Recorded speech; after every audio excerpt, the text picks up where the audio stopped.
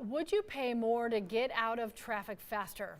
GDOT thinks people on the top end of the perimeter just might do that. It's proposing adding express lanes that would stretch across 285 on the top end in both directions and extend out Georgia 400 to the North Springs MARTA station.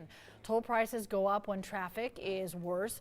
GDOT says it could reduce 6,000 hours of delays each day, but it would be years before you can use those lanes. The earliest they would be anticipated to open is 2028. If you're interested in learning more, GDOT's kicking off a series of public meetings this week. We have a link on 11alive.com.